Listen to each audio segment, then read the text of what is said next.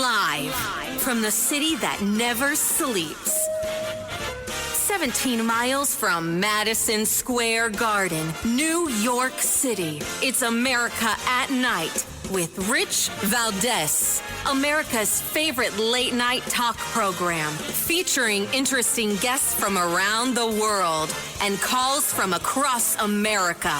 And now, here is your host, Rich Valdez.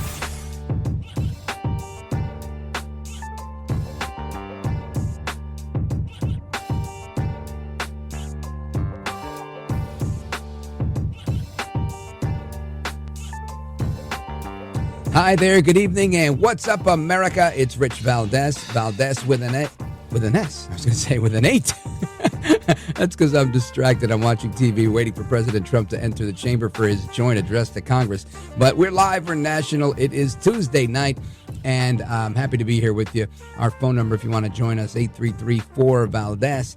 And El Trumpito, it's been 6 weeks, amigos, 6 weeks since President Trump has been in office. And he's giving an update to America and the world on exactly what is going on. The members of the cabinet have just entered the House chamber. The First Lady has entered the House chamber. Some of them are still making their way. So we're moments away from the Sergeant at Arms calling out to the Speaker of the House that the president is making his way into the chamber. And as we wait on that, and we're going to bring all of that to you live, we've got some great reaction to the speech as well later on from you all, the American people, and a couple of people that are going to be calling us. But a couple of things I want to talk about because, of course, the Democrats have been yelling. They've been yelling.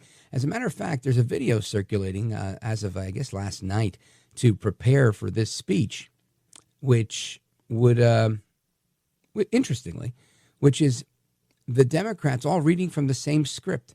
You've got several prominent senators that are out there saying the same thing, dropping the S-bomb, talking about the price of eggs, yada, yada, yada, and yada.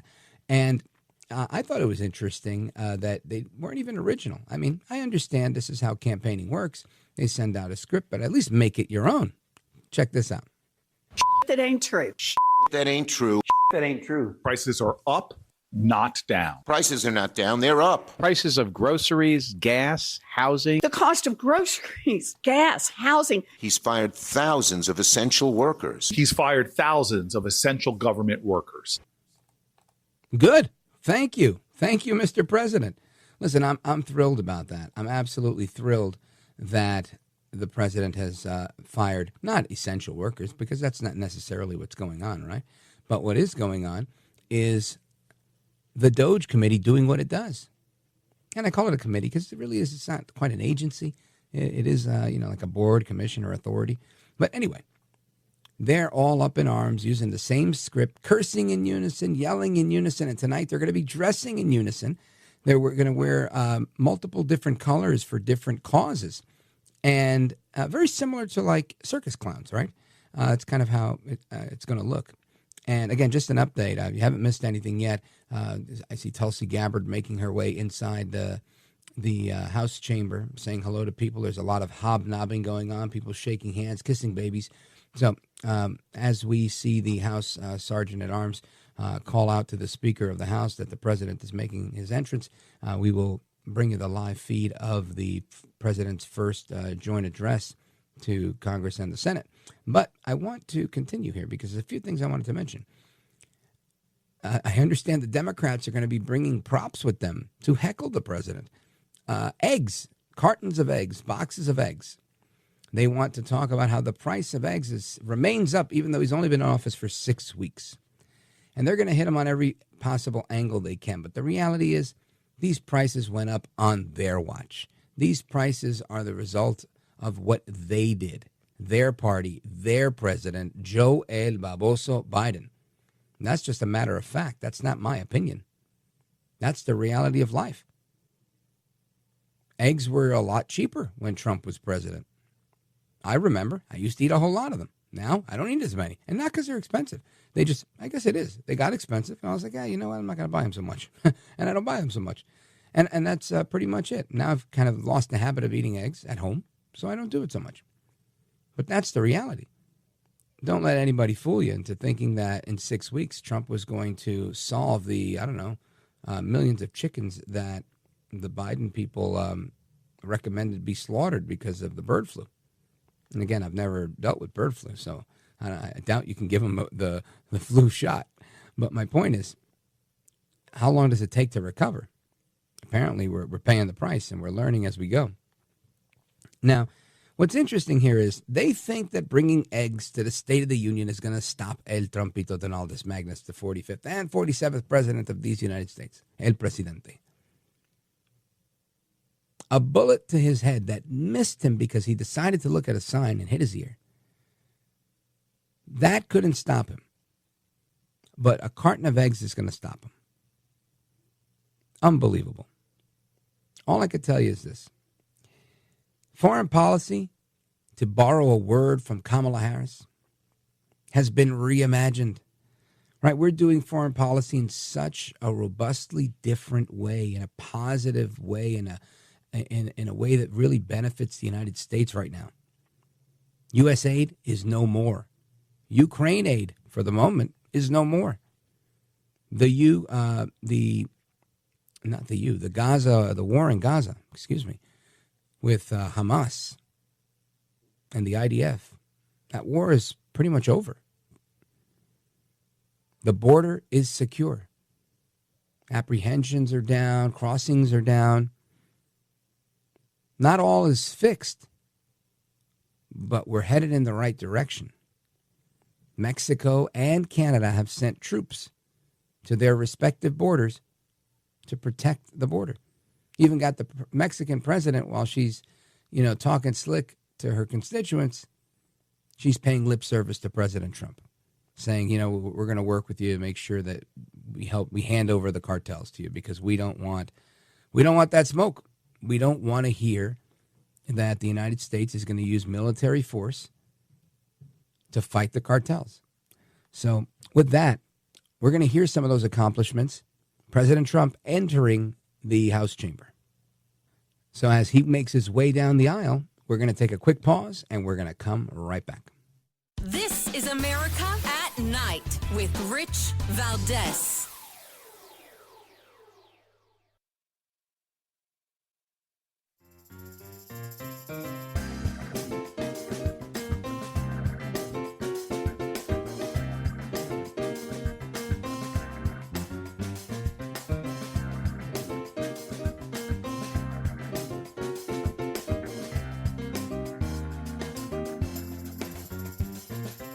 This is America. This is Night. This is Rich Valdez. Mr. Speaker, the President of the United States.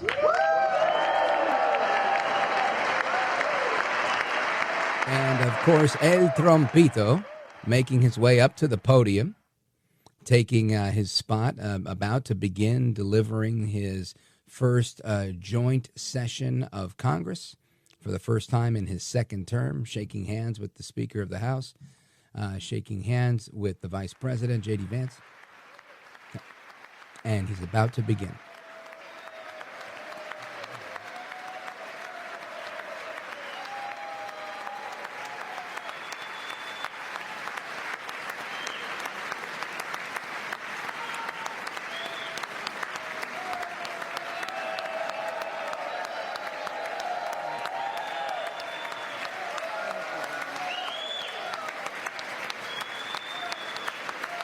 I assure you, he's not doing the Trump dance.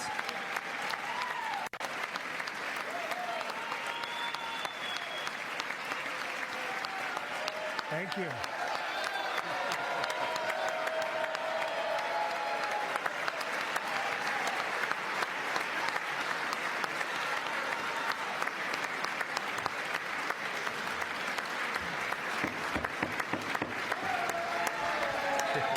Thank you very much. Thank you very much. It's a great honor. Thank you very much. Speaker Johnson, Vice President Vance, the First Lady of the United States,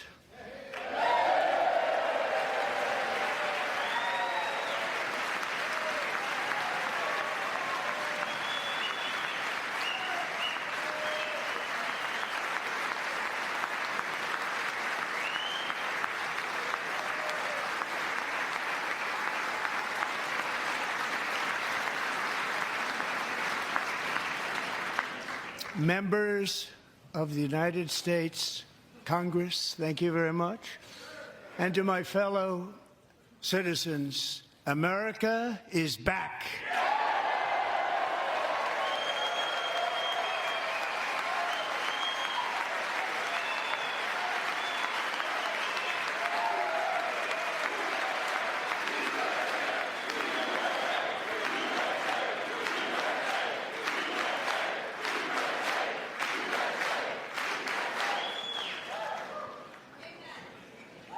6 weeks ago, I stood beneath the dome of this Capitol and proclaimed the dawn of the golden age of America. From that moment on, it has been nothing but swift and unrelenting action to usher in the greatest and most successful era in the history of our country. We have accomplished more in 43 days than most administrations accomplished in 4 years or 8 years, and we are just getting started.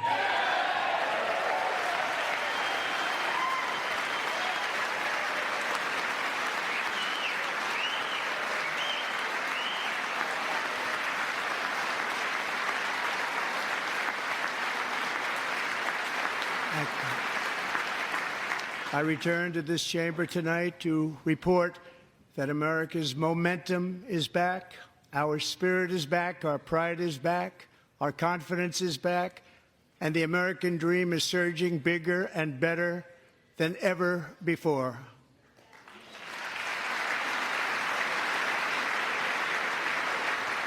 The American dream is unstoppable, and our country is on the verge of a comeback, the likes of which the world has never witnessed and perhaps will never witness again.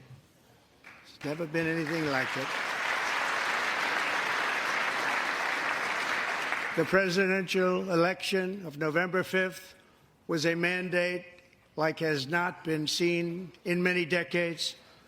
We won all 7 swing states, giving us an electoral college victory of 312 votes.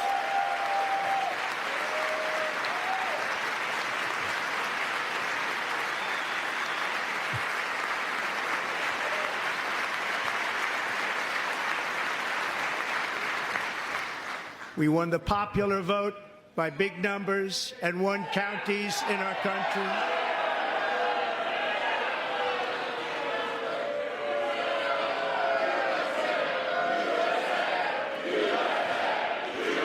You got some Democrats booing, holding up some silly signs. Trump undeterred.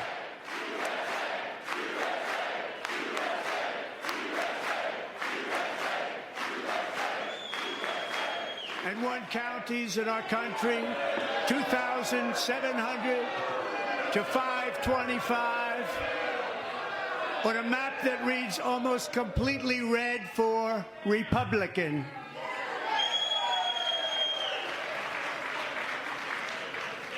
Now, for the first time in modern history, more Americans believe that our country is headed in the right direction than the wrong direction. In fact, it's an astonishing record, 27-point swing, the most ever.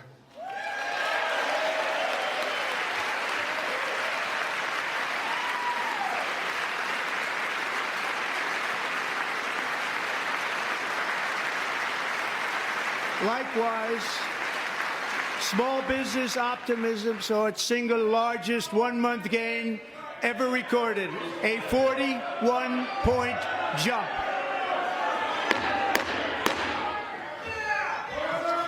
Members are directed to uphold and maintain decorum in the House and to cease any further disruptions. That's your warning.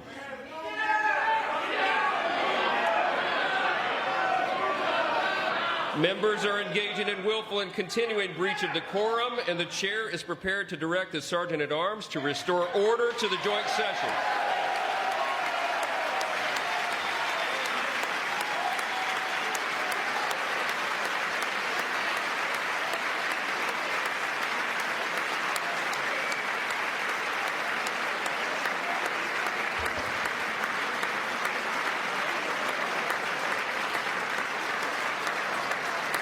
Mr. Green, take your seat. Take your seat, sir. Take your seat. Finding that members continue to engage in willful and concerted disruption of proper decorum, the chair now directs the Sergeant-at-Arms to restore order. Remove this gentleman from the chamber.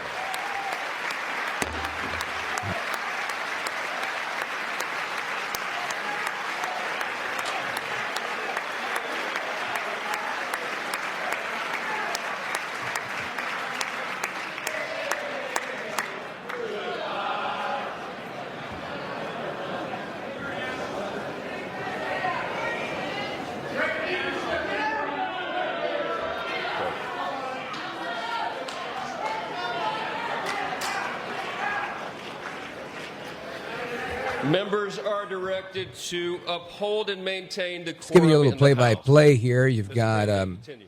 this House Sergeant-at-Arms making his way to Representative Al Green, who's been heckling. He's being escorted outside.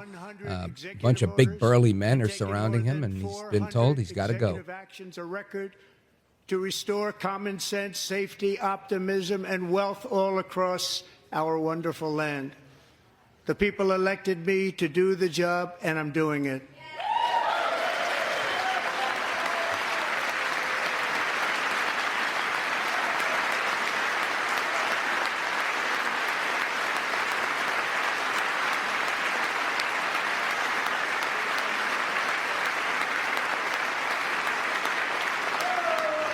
In fact, it has been stated by many that the first month of our presidency, it's our presidency, is the most successful in the history of our nation. By many.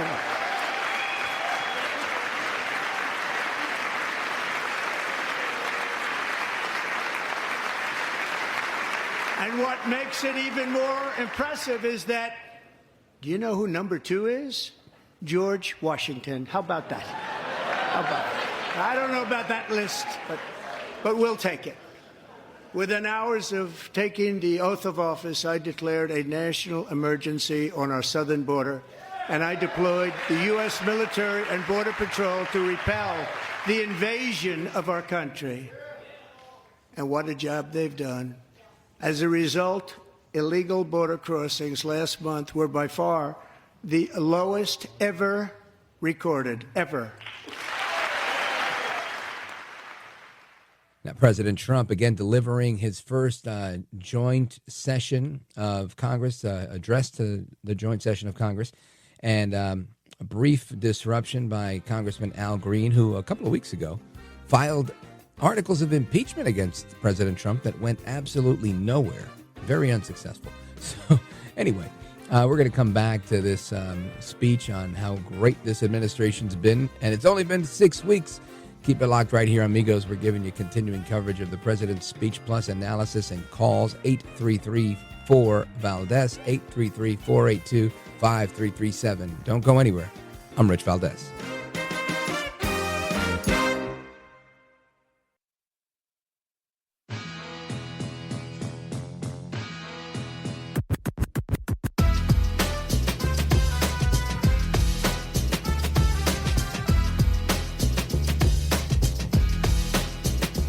He's brown, he's bald, and he's breaking it down. It's America at Night with Rich Valdez. All right, amigos, welcome back. It's Rich Valdez. We're live. We're national. Going to speak with you guys in a little bit. But right now, we're tapped into President Trump's speech, his joint session before Congress. And he's been discussing a lot of his accomplishments. He's also alluding to how we're going to make life more affordable in the United States. We're going to rejoin the speech already in progress. In person or be removed from their job.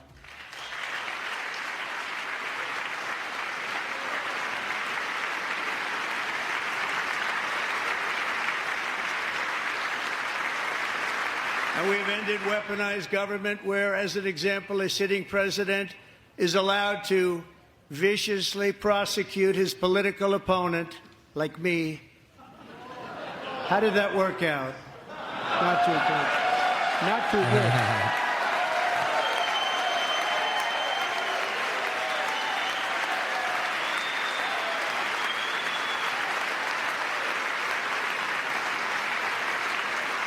And I have stopped all government censorship and brought back free speech in America. It's back.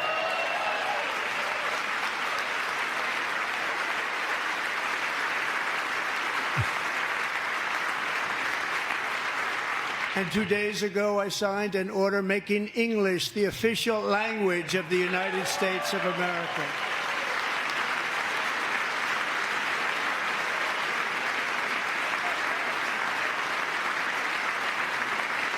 I renamed the Gulf of Mexico the Gulf of America.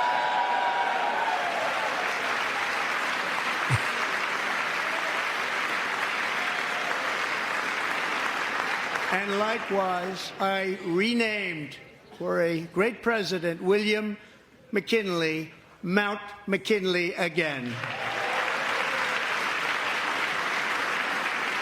Beautiful Alaska. We love Alaska. We've ended the tyranny of so-called diversity, equity, and inclusion policies all across the entire federal government and indeed the private sector and our military. And our country will be woke no longer.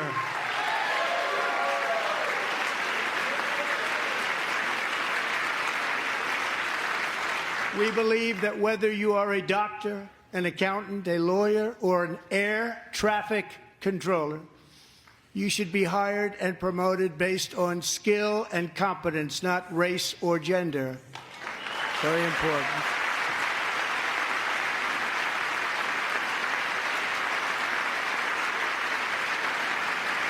You should be hired based on merit. And the Supreme Court, in a brave and very powerful decision, has allowed us to do so. Thank you. Thank you very much. Thank you. We have removed the poison of critical race theory from our public schools, and I signed an order making it the official policy of the United States government that there are only two genders, male and female.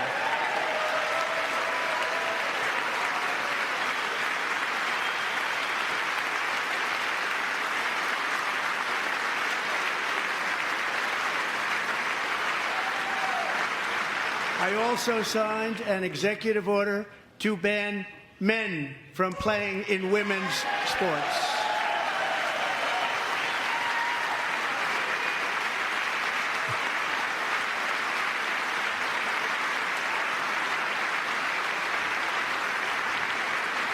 Three years ago, Peyton McNabb was an all-star high school athlete, one of the best, preparing for a future in college sports.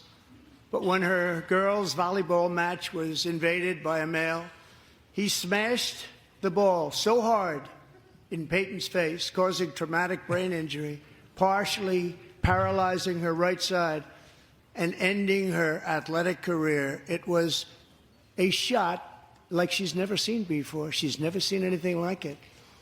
Peyton is here tonight in the gallery, and Peyton, from now on, schools will kick the men off the girls' team, or they will lose all federal funding.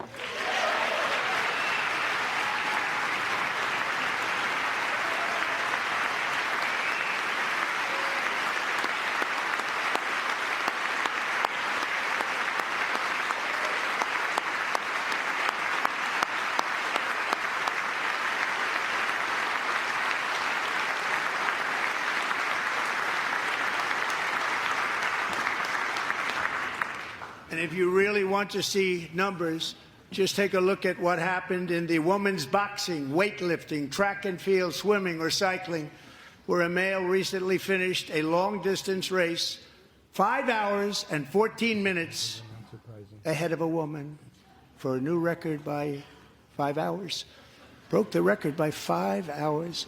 It's demeaning for women, and it's very bad for our country. We're not going to put up with it any longer.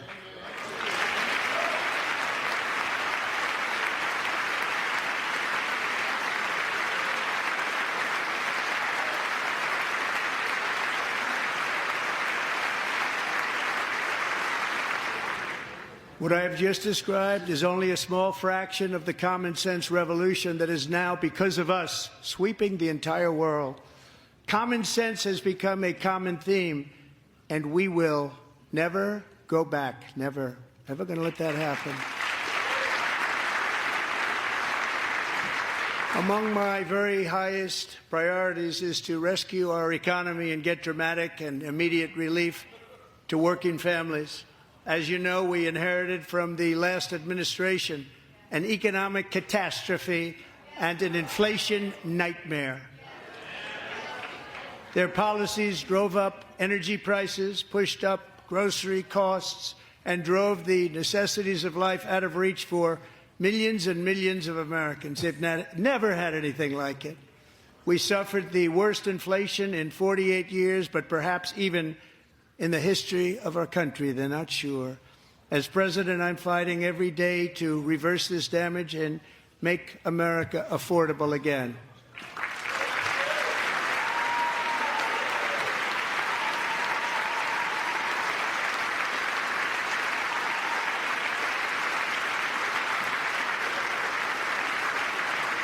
Joe Biden especially let the price of eggs get out of control.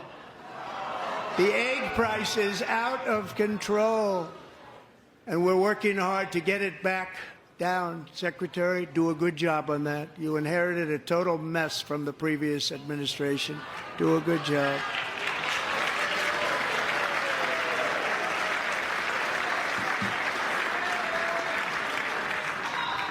A major focus of our fight to defeat inflation is rapidly reducing the cost of energy. The previous administration cut the number of new oil and gas leases by 95%, slowed pipeline construction to a halt, and closed more than 100 power plants. We are opening up many of those power plants right now.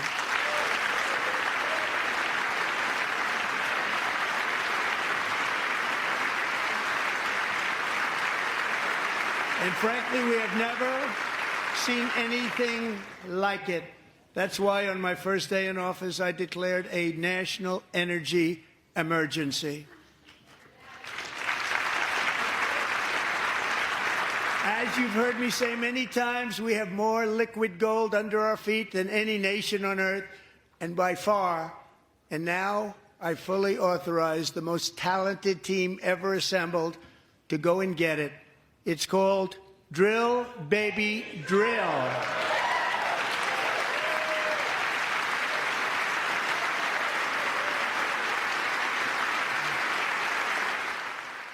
President Trump discussing energy policy, blaming Biden for egg prices and inflation and all of the messes that he's cleaning up with his team. Hasn't even gotten into everything Doge is doing yet, his foreign policy successes, and so much more to come. Folks, we're continuing our coverage of President Trump's joint speech to Congress. Don't go anywhere. This is America at Night with Rich Valdez.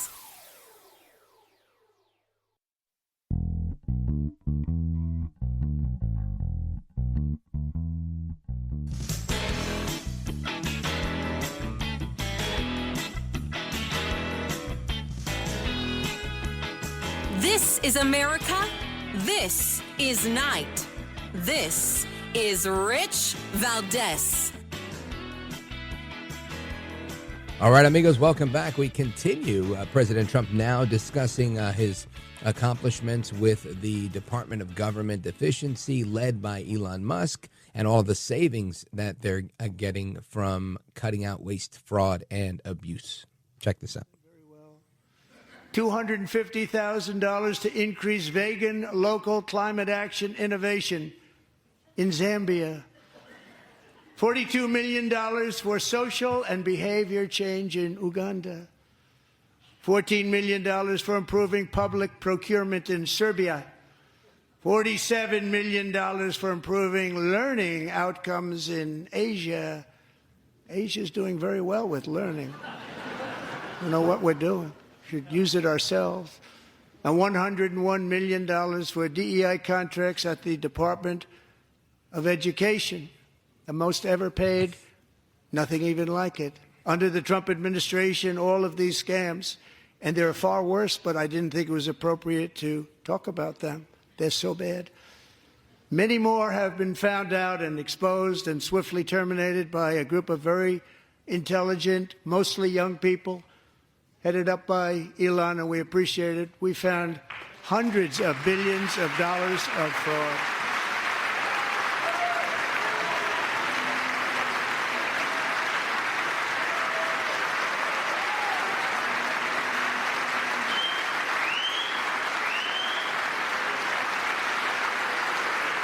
And we've taken back the money and reduced our debt to fight inflation and other things. Taking back a lot of that money. We got it just in time. This is just the beginning. The Government Accountability Office, a federal government office, has estimated annual fraud of over $500 billion in our nation, and we are working very hard to stop it. We're going to. We're also identifying shocking levels of incompetence and probable fraud in the Social Security program for our seniors, and that our seniors and people that we love rely on. Believe it or not, government databases list 4.7 million Social Security members from people aged 100 to 109 years old.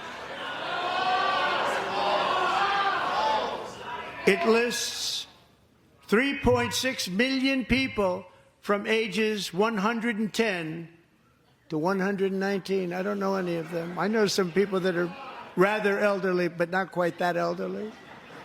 3.47 million people from ages 120 to 129.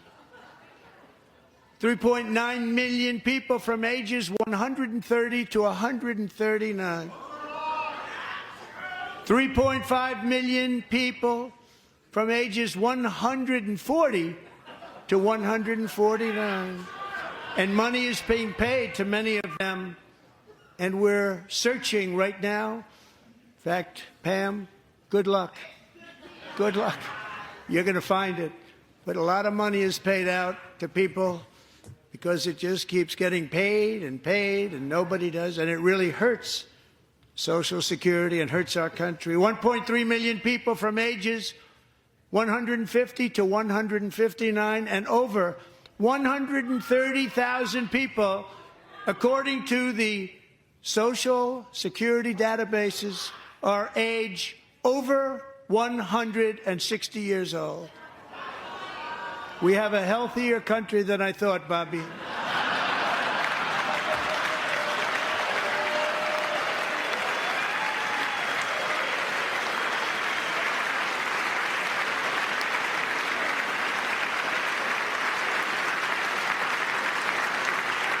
Including, to finish, 1,039 people between the ages of 220 and 229, one person between the age of 240 and 249, and one person is listed at 360 years of age. More than 100 years older than our country. But we're going to find out where that money's going, and it's not going to be pretty. By slashing all of the fraud, waste, and theft we can find, we will defeat inflation, bring down mortgage rates, lower car payments and grocery prices, protect our seniors, and put more money in the pockets of American families.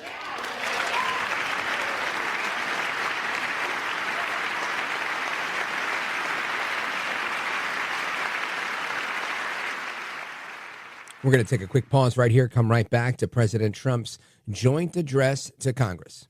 This is America at Night with Rich Valdez.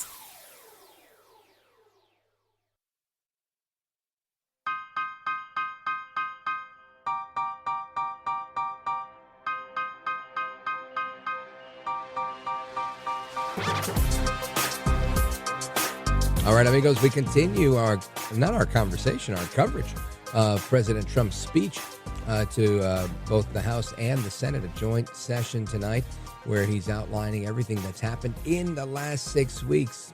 We're going to chime right back in.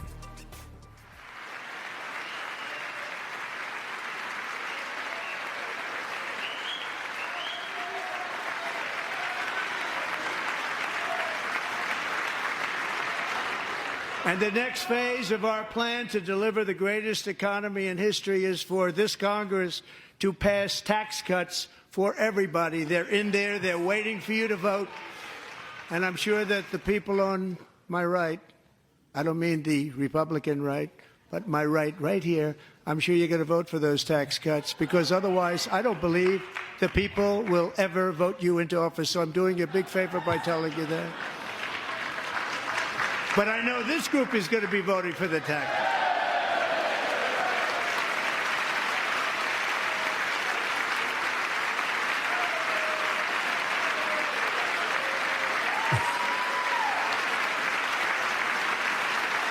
Thank you. It's a very, very big part of our plan. We had tremendous success in our first term with it. A very big part of our plan. We're seeking permanent income tax cuts all across the board. And to get urgently needed relief to Americans hit especially hard by inflation, I'm calling for no tax on tips, no tax on overtime, and no tax on Social Security benefits for our great seniors.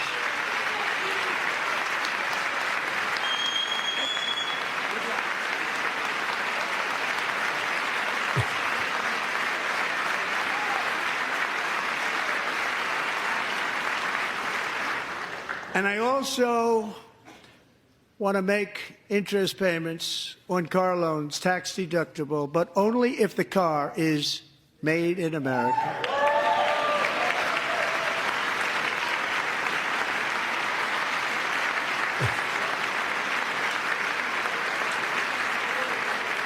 And by the way, we're going to have growth in the auto industry like nobody's ever seen. Plants are opening up all over the place. Deals are being made. Never seen. That's a combination of the election win and tariffs. It's a beautiful word, isn't it? That, along with our other policies, will allow our auto industry to absolutely boom. It's going to boom. Spoke to the majors today, all three, the top people, and they're so excited. In fact, already numerous car companies have announced that they will be building massive automobile plants in America, with Honda just announcing a new plant in Indiana, one of the largest anywhere in the world.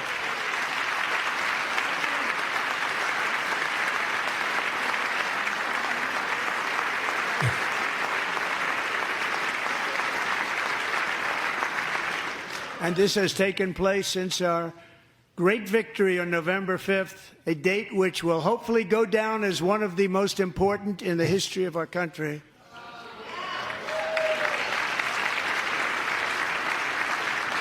In addition, as part of our tax cuts, we want to cut taxes on domestic production and all manufacturing. And just as we did before, we will provide 100% expensing. It will be retroactive to January 20th, 2025. And it was one of the main reasons why our tax cuts were so successful in our first term, giving us the most successful economy in the history of our country. The most successful economy in the history of the country. President Trump knocking it out of the park tonight. And we're coming right back, continuing coverage of the speech with me, Rich Valdez. Don't go anywhere.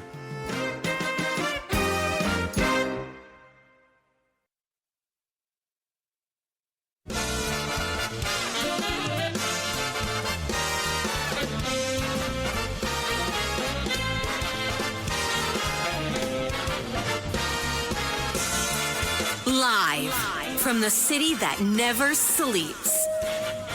17 miles from Madison Square Garden, New York City. It's America at Night with Rich Valdez, America's favorite late-night talk program, featuring interesting guests from around the world and calls from across America. And now, here is your host, Rich Valdez.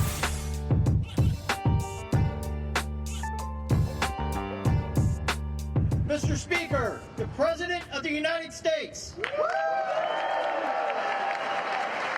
All right, welcome, America. We are continuing our coverage of President Trump's joint session speech to Congress. It's already in session. I just want to tell you, the Congressman Al Green has been kicked out of the House chamber by the Sergeant of Arms at the direction of the Speaker of the House, Mike Johnson, for repeatedly disrupting President Trump President Trump has been delivering a pretty expected address thus far. We're going to join it now in progress.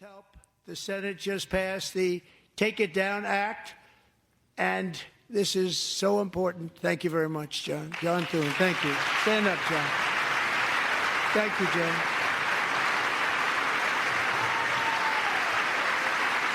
Thank you all very much.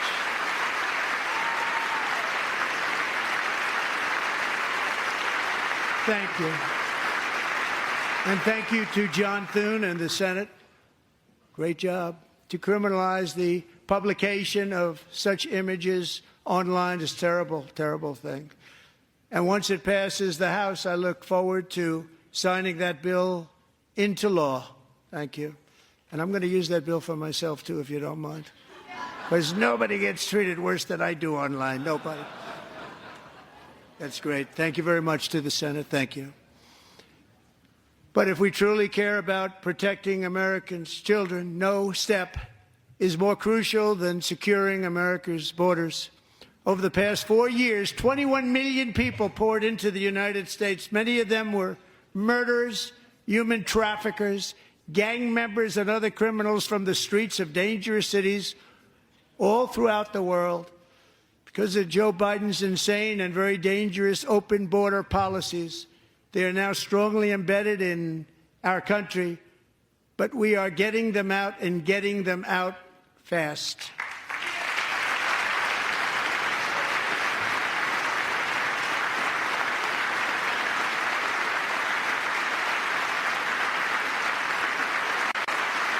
And I want to thank Tom Homan and Christy. I want to thank you and Paul of Border Patrol. I want to thank you. What a job they've all done. Everybody, Border Patrol, ICE, law enforcement in general is incredible. We have to take care of our law enforcement. Have to.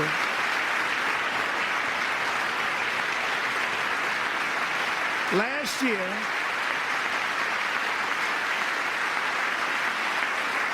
a brilliant 22-year-old nursing student named Laken Riley, the best in her class, admired by everybody, went out for a jog on the campus of the University of Georgia. That morning, Laken was viciously attacked, assaulted, beaten, brutalized, and horrifically murdered.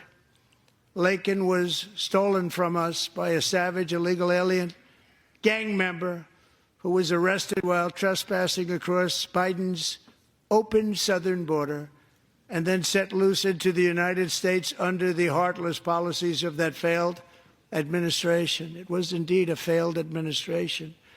He had then been arrested and released in a Democrat-run sanctuary city, a disaster, before ending the life of this beautiful young angel. With us this evening are Laken's beloved mother, Allison, and her sister, Lauren.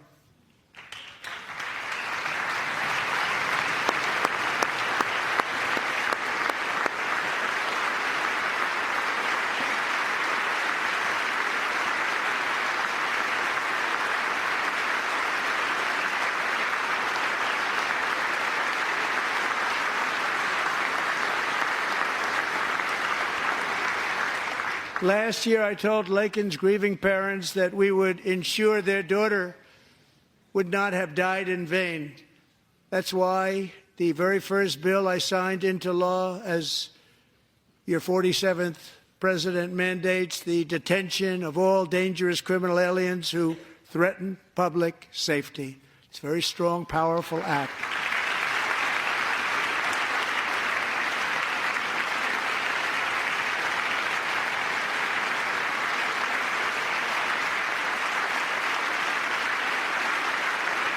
It's called the Laken-Riley Act. So Allison and Lauren, America will never, ever forget our beautiful Laken Hope Riley.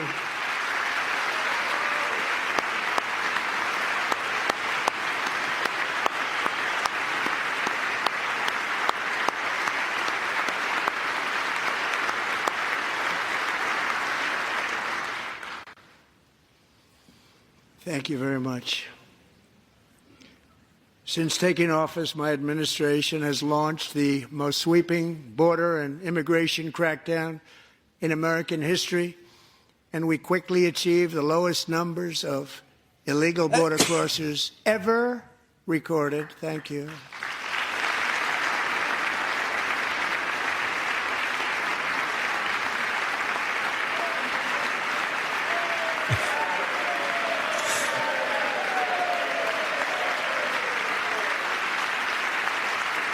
The media and our friends in the Democrat Party kept saying we needed new legislation. We must have legislation to secure the border. But it turned out that all we really needed was a new president.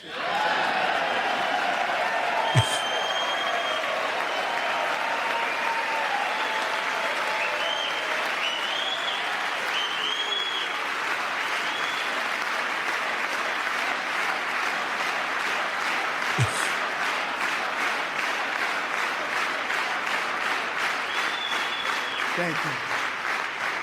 Joe Biden didn't just open our borders, he flew illegal aliens over them to overwhelm our schools, hospitals, and communities throughout the country. Entire towns like Aurora, Colorado, and Springfield, Ohio, buckled under the weight of the migrant occupation and corruption like nobody's ever seen before. Beautiful towns destroyed. Now, just as I promised in my inaugural address, we are achieving the great liberation of America.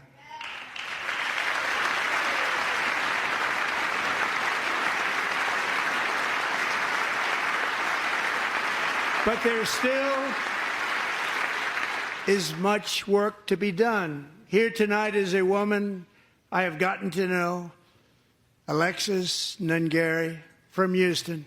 Wonderful woman. Last June, Alexis's 12-year-old daughter, her precious Jocelyn, walked to a nearby convenience store. She was kidnapped, tied up, assaulted for 2 hours under a bridge, and horrifically murdered. Arrested and charged with this heinous crime are 2 illegal alien monsters from Venezuela, released into America by the last administration through their ridiculous open border. The death of this beautiful 12-year-old girl and the agony of her mother and family touched our entire nation greatly.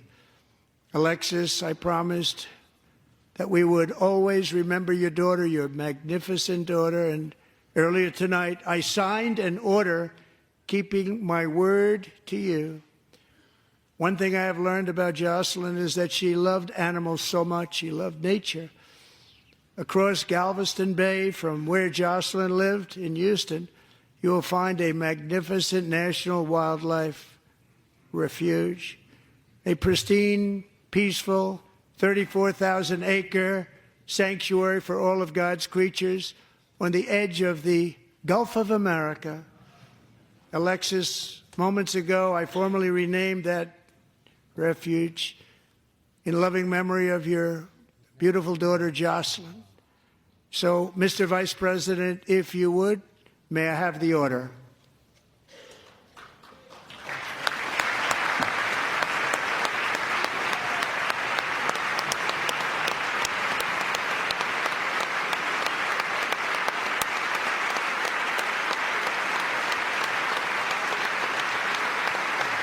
President Trump holding an executive order that was signed and presenting it to the family. And we're going to take a pause right here. We're going to come back. We've got some analysis and discussion from you all, of course, on the phones, 833-482-5337. President Trump getting close to wrapping up the speech. He's now showing everyone the order, the signed order, in true Trump fashion, right? He kind of shows it to both sides of the room. I love it when he does that. There's a whole bunch of memes of it, but it really is just a signature Trump move.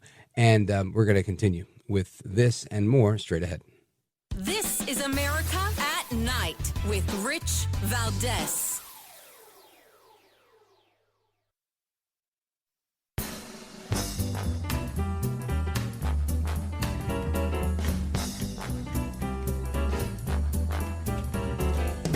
Rich Valdez, who, again, will do a fine job, but I know you'll enjoy listening to him. This is America at Night with Rich Valdez. All right, amigos, welcome back. Rich Valdez. And a little bit, we're going to have somebody who's written a presidential speech or three, actually written for the presidential debate is what I'm trying to say. We're going to get into that in a little bit. Of course, 833-4-VALDEZ is the number. But I want to rejoin the speech in progress. Trump is talking about playing hardball with the cartels. The USA, they're going to stop it.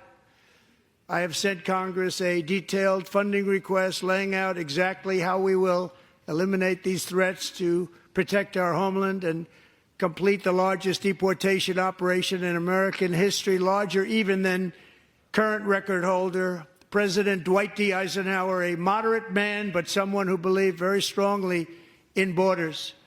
Americans expect Congress to send me this funding without delay so I can sign it into law. So, Mr. Speaker, John Thune, both of you, I hope you're going to be able to do that, Mr. Speaker. Thank you.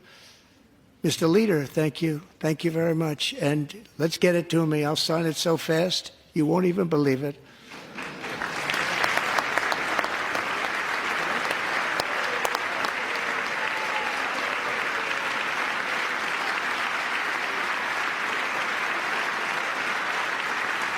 And as we reclaim our sovereignty, we must also bring back law and order to our cities and towns.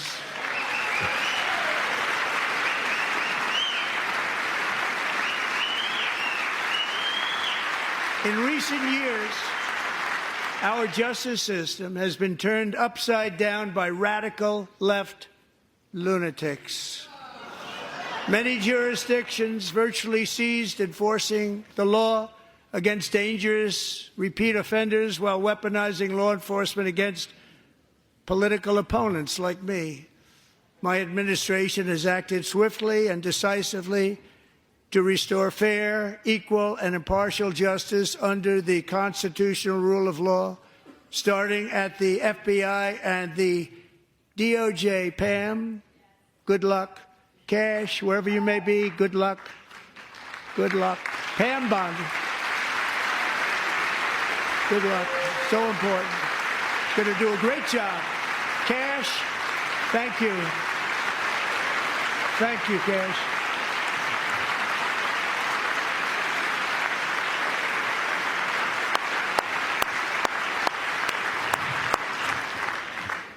They've already started very strong. They're going to do a fantastic job. You're going to be very proud of them. We're also once again giving our police officers the support, protection, and respect they so dearly deserve. They have to get it. They have such a hard, dangerous job, but we're going to make it less dangerous. The problem is the bad guys don't respect the law, but they're starting to respect it, and they soon will respect it. This also includes our great fire departments throughout the country. Our firemen and women are unbelievable people, and I will never forget them. And besides that, they voted for me in record numbers, so I have no choice.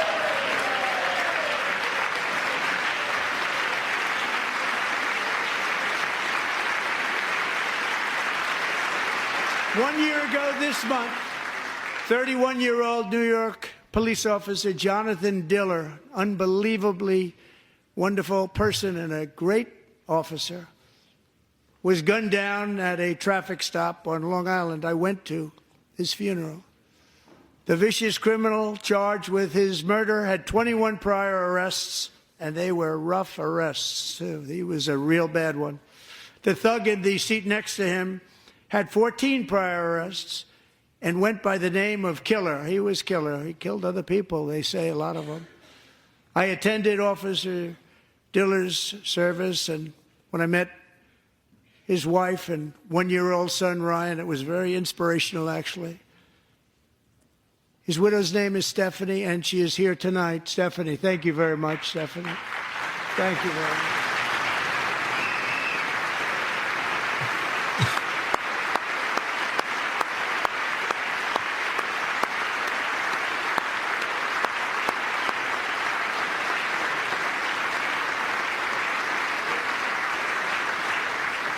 Stephanie, we're going to make sure that Ryan knows his dad was a true hero, New York's finest, and we're going to get these cold-blooded killers and repeat offenders off our streets, and we're going to do it fast. Got to stop it. They get out with 28 arrests. They push people into subway trains. They hit people over the head, back of the head with baseball bats. We got to get them out of here. I've already signed an executive order requiring a mandatory death penalty for anyone who murders a police officer. And tonight I'm asking Congress to pass that policy into permanent law.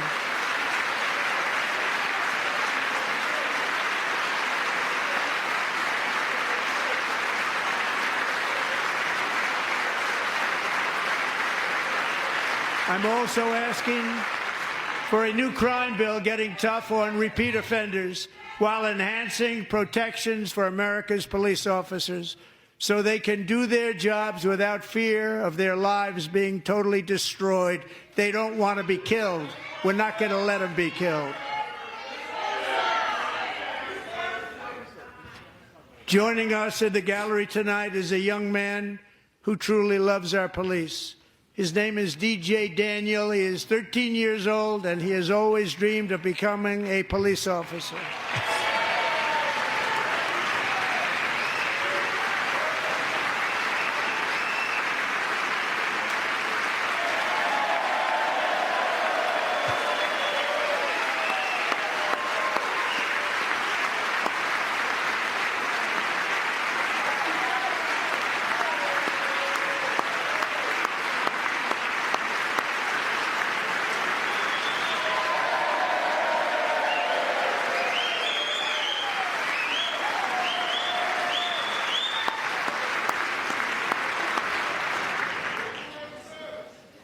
But in 2018, DJ was diagnosed with brain cancer.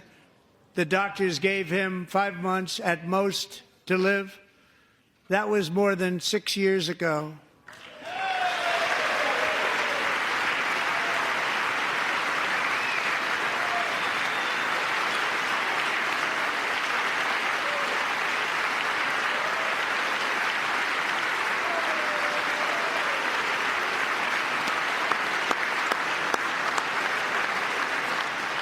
All right, amigos, we continue our coverage of the speech, which is winding down.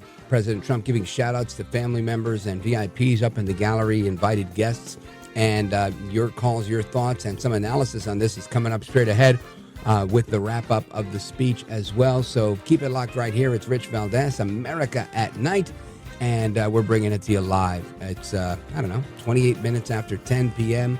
on this Tuesday night, and I'm extraordinarily happy to be here. Don't go anywhere, folks. Keep it locked right here. I'm Rich Valdez.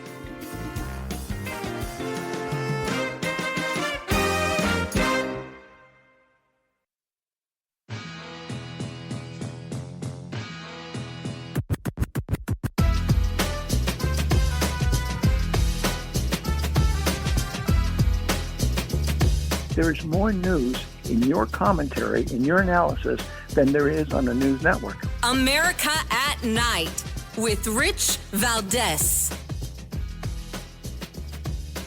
All right, amigos, welcome back. And we rejoin President Trump right now, giving a salutation to January Littlejohn. She's been a guest on this program, talking about her story of her child being maliciously transitioned behind her back. And let's tune in.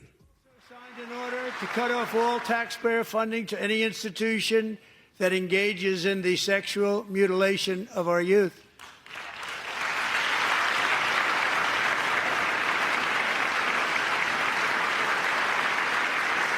And now I want Congress to pass a bill permanently banning and criminalizing sex changes on children and forever ending the lie that any child is trapped in the wrong body. This is a big lie.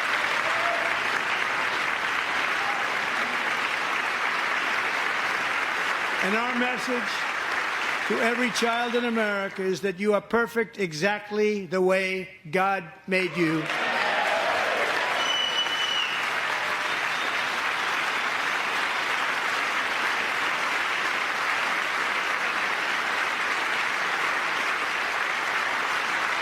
Because we're getting wokeness out of our schools and out of our military, and it's already out. And it's out of our society. We don't want it. Wokeness is trouble. Wokeness is bad. It's gone. It's gone. And we feel so much better for it, don't we? Don't we feel better? Our service members won't be activists and ideologues. They will be fighters and warriors. They will fight for our country. And Pete, congratulations.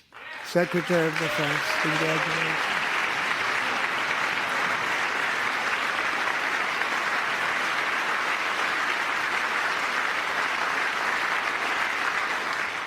And he's not big into the woke movement, I can tell you. I know him well. I am pleased to report that in January, the U.S. Army had its single best recruiting month in 15 years, and that all armed services are having among the best recruiting results ever in the history of our services. What a difference.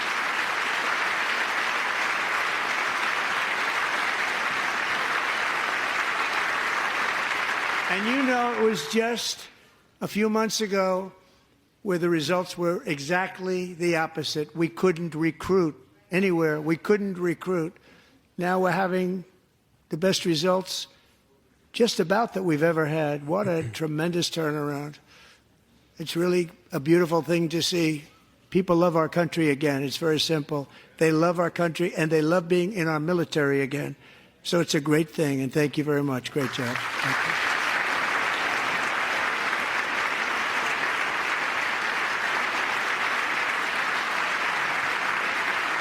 We're joined tonight by a young man, Jason Hartley, who knows the weight of that call of duty. Jason's father, grandfather, and great-grandfather all wore the uniform.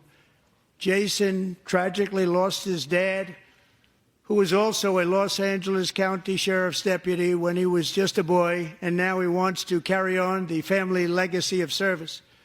Jason is a senior in high school, a 6-letter varsity athlete, a really good athlete, they say, a brilliant student with a 4.46, that's good, GPA. And his greatest dream is to attend the U.S. Military Academy at West Point.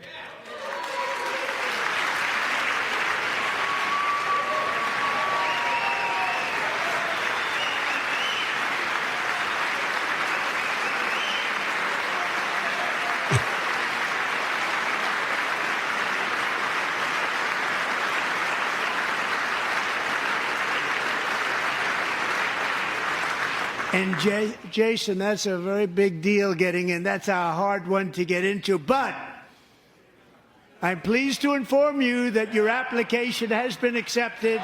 You will soon be joining the Corps of Cadets.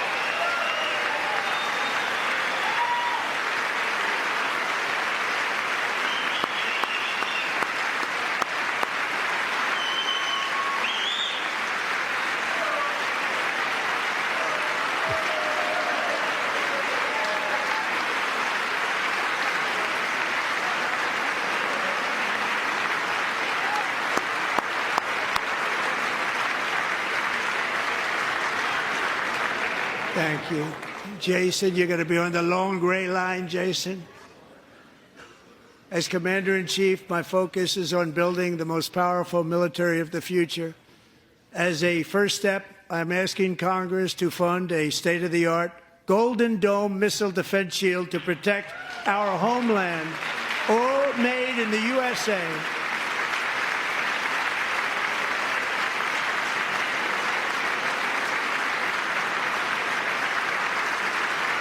And Ronald Reagan wanted to do it long ago, but the technology just wasn't there, not even close. But now we have the technology. It's incredible, actually. And other places, they have it. Israel has it. Other places have it. And the United States should have it too, right, Tim, right? They should have it too. So I want to thank you. But it's a very, very important. This is a very dangerous world. We should have it. We want to be protected, and we're going to protect our citizens like never before. To boost our defense industrial base, we are also going to resurrect the American shipbuilding industry, including commercial shipbuilding and military shipbuilding.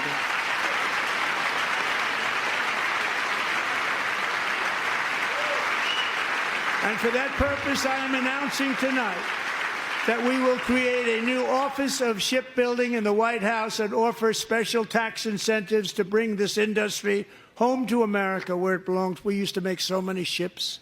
We don't make them anymore very much, but we're going to make them very fast, very soon.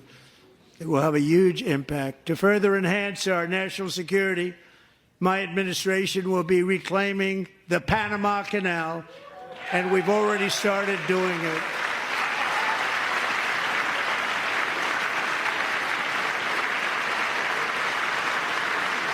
Just today, a large American company announced they are buying both ports around the Panama Canal and lots of other things having to do with the Panama Canal and a couple of other canals.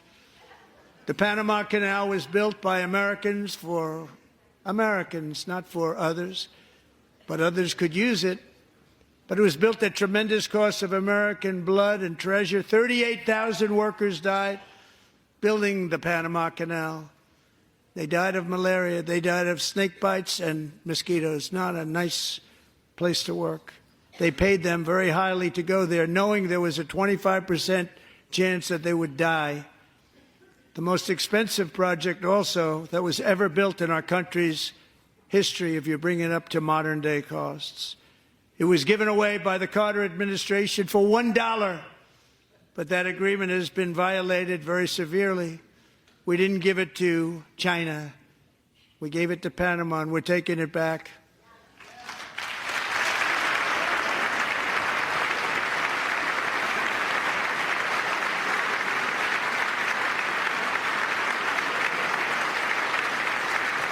And we have Marco Rubio in charge. Good luck, Marco. Now, we know who to blame if anything goes wrong. Marco's been amazing, and he's going to do a great job. Think of it. He got 100 votes. You know, he was approved with actually 99, but the 100th was this gentleman, and I feel very certain. So let's assume he got 100 votes, and I'm either very, very happy about that or I'm very concerned about it. But he's already proven. I mean, he's a great gentleman. He's respected by everybody, and we appreciate you voting for Marco. He's going to do a fantastic job. Thank you. Thank you. He's doing a great job. Great job. And I also have a message tonight for the incredible people of Greenland. We strongly support your right to determine your own future. And if you choose, we welcome you into the United States of America. We need Greenland for national security and even international security, and we're working with everybody involved to try and get it. But we need it really for international world security, and I think we're going to get it. One way or the other, we're going to get it. We will keep you safe. We will make you rich, and together we will take Greenland to heights like you have never thought possible before. It's a very small population, but very, very large piece of land and very, very important for military security. America is once again standing strong against the forces of radical Islamic terrorism. 3.5 years ago, ISIS terrorists killed 13 American service members and countless others in the Abbey Gate bombing during the disastrous and incompetent withdrawal from Afghanistan. Not that they were withdrawing, it was the way they withdrew. Perhaps the most embarrassing moment in the history of our country. Tonight I am pleased to announce that we have just apprehended the top terrorist responsible for that atrocity, and he is right now on his way here to face the swift sword of American justice. President Trump again delivering his joint session of Congress. Sounds like he's about to get to the part where he says, and we will make America great again. And right, YMCA kicks in. I don't think they're going to be doing the YMCA in the House chamber, but we're going to continue with the speech. We're going to get analysis from Jennifer Kelly momentarily upon the conclusion of the speech. And a quick pause right now. Don't go anywhere. This is America at Night with Rich Valdez.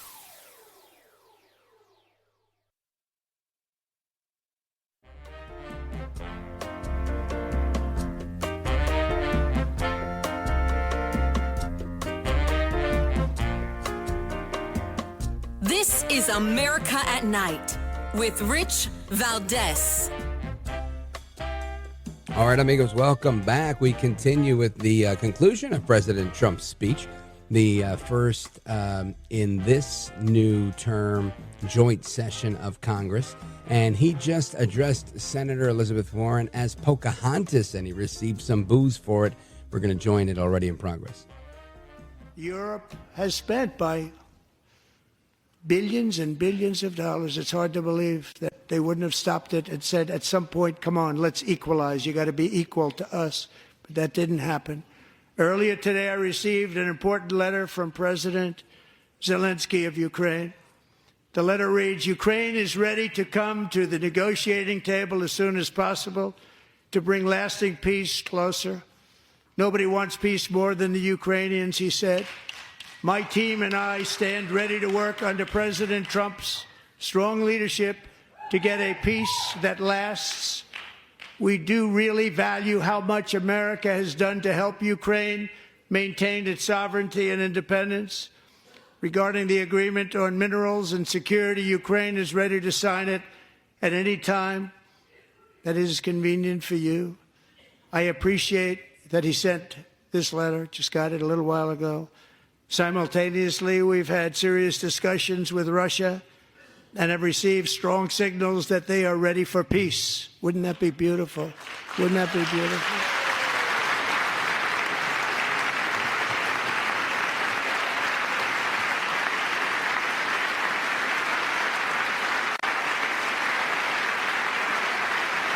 Wouldn't that be beautiful?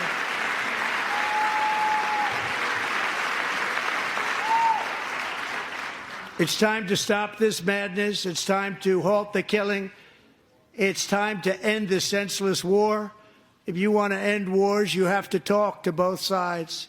Nearly 4 years ago, amid rising tensions, a history teacher named Mark Fogel was detained in Russia and sentenced to 14 years in a penal colony. Rough stuff.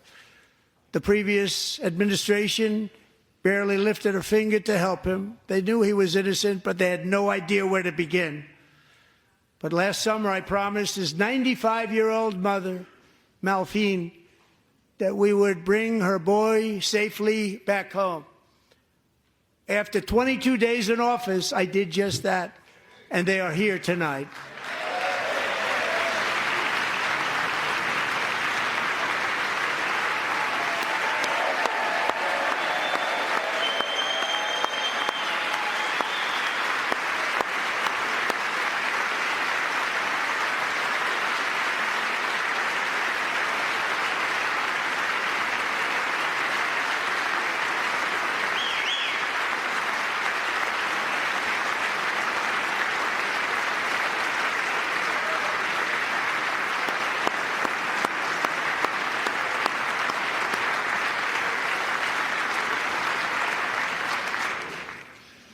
To Mark and his great mom, we are delighted to have you safe and sound and with us. As fate would have it, Mark Fogel was born in a small rural town in Butler, Pennsylvania. Have you heard of it? Where his mother has lived for the past 78 years. I just happened to go there last July 13th for a rally. That was not pleasant. And that is where I met his beautiful mom right before I walked onto that stage. And I told her I would not forget what she said about her son. And I never did I? Never forgot. Less than 10 minutes later, at that same rally, gunfire rang out, and a sick and deranged assassin unloaded 8 bullets from his sniper's perch into a crowd of many thousands of people. My life was saved by a fraction of an inch, but some were not so lucky. Corey Comparator was a firefighter, a veteran, a Christian, a husband, a devoted father, and above all, a protector.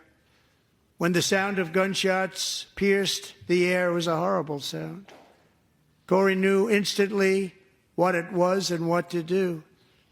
he threw himself on top of his wife and daughters and shielded them from the bullets with his own body. Corey was hit really hard. You know the story from there. He sacrificed his life to save theirs. 2 others, very fine people, were also seriously hit. But thankfully, with the help of 2 great country doctors, we thought they were gone and they were saved. So those doctors had great talent. We're joined by Corey's wife, Helen, who was his high school sweetheart, and their 2 beloved daughters, Allison and Kaylee. Thank you. All right, amigos, we continue with President Trump's joint session. And again, your phone calls, analysis coming up. Great speech. I would normally dump it, but it's just been such a good speech, and I don't want you to miss it. So if you're in the car, you're enjoying that special treat. Folks, we're coming right back. Don't go anywhere. This is America at Night with Rich Valdez.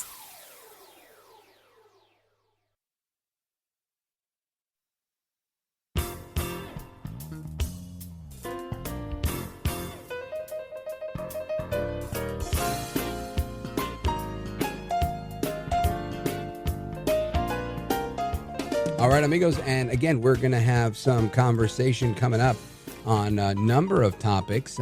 Trump going a little longer than the 1 hour he was expected, but all good stuff. And I'm looking forward to that conversation when we return. Of course, your calls are more coming up in the next hour. And some analysis from Jennifer Kelly, formerly Jennifer Kearns. She, I believe, is standing by upon the conclusion of President Trump's speech. So I'm looking forward to that. And with a minute to go, I don't know if we should go right back into this or not. Count, how does it sound on your end? I don't want to tease too much here. Yeah. Okay. So with less than a minute to go, it doesn't make too much sense to bring you back any of Trump audio because you may not get the full context of what he's saying. But we will continue to the wrap-up of the speech if it's available on the other side of the hour. And if not, then we will begin our analysis and highlight reel because I want to get into a lot of this stuff. He said a lot of interesting things tonight, but most of it we've heard, right? Most of it is promises made, promises kept. It's the most action-packed 6 weeks we've seen. Donald Trump in the White House for 6 weeks. Democrats yelling, cursing, making videos, grandstanding, heckling, getting thrown out, bringing eggs and egg cartons, all that stuff. All to get slammed by Trump saying that egg prices are their fault. And he's right. They're still high because of the Democrats. So anyway, amigos, we're coming right back. It's Rich Valdez. Keep it locked right here.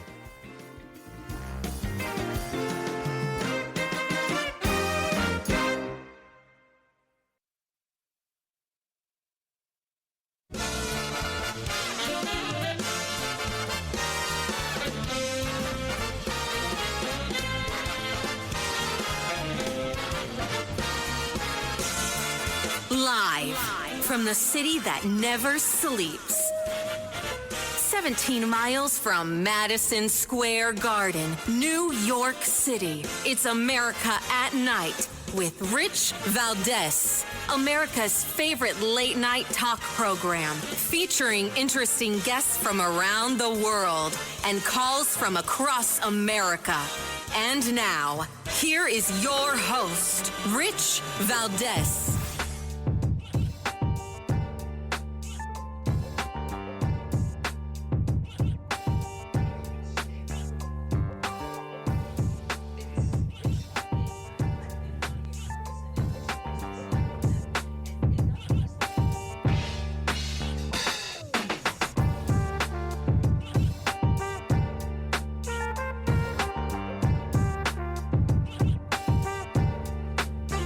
Hi there, good evening, and what's up, America? I am Rich Valdez, Valdez with an S, at Rich Valdez on all of the social media. Happy to be here with you, and welcome, third hour, live and national. This is very interesting, right? Trump was incredibly poised through this speech.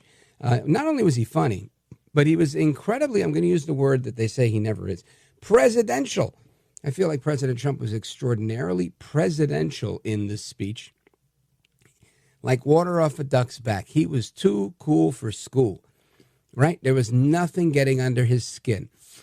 Remember Jorge Ramos? Jorge Ramos started grandstanding in one of Trump's events, or even Jim Acosta in the White House. And, and he took control because he's a boss.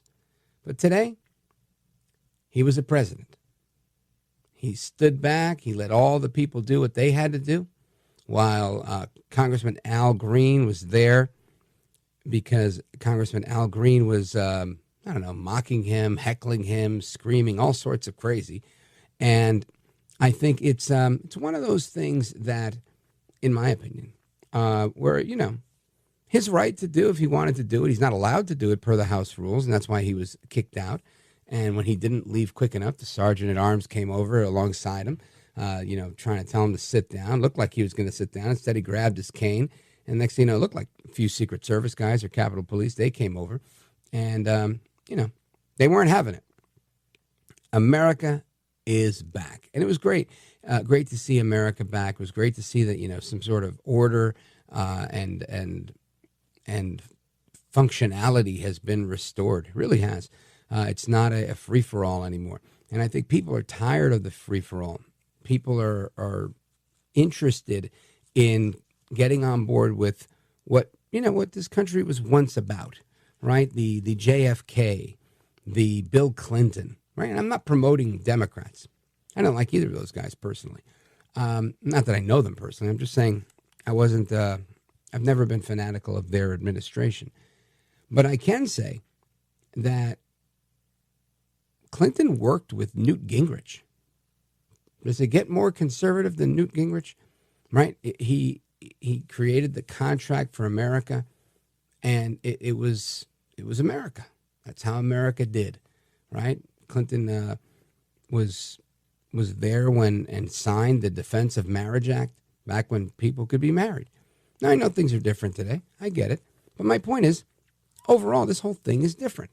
So Al Green did what he did, and Trump stood there and handled it like a real boss, quite presidentially. And it was terrific. He talked about the things he loves to talk about, right? I don't think he talked about January 6th, and I don't think he talked about the election of 2020. But he certainly talked about the lawfare. He certainly talked about how people weaponize government to go after their political opponents. And he summed it up by saying, how'd that work out? And I thought that was terrific. I really did. It was graceful. It was humorous. It was very Reagan-esque, honestly. It was very high marks for Trump tonight. I can't wait. Honestly, this is one of the few times I wish I was not on radio at this moment, just so I could hear what they're saying on MSNBC and CNN right now, because I think they're going to be. It's going to be tough. It was so difficult for the not the media per se, but for the Democrats and their friends in the media, the left within the media, that at some point, I don't know, about halfway through, maybe a little bit earlier than halfway through, they stopped showing the reaction of the Democrats. They would just give like kind of large room pan, and that's it.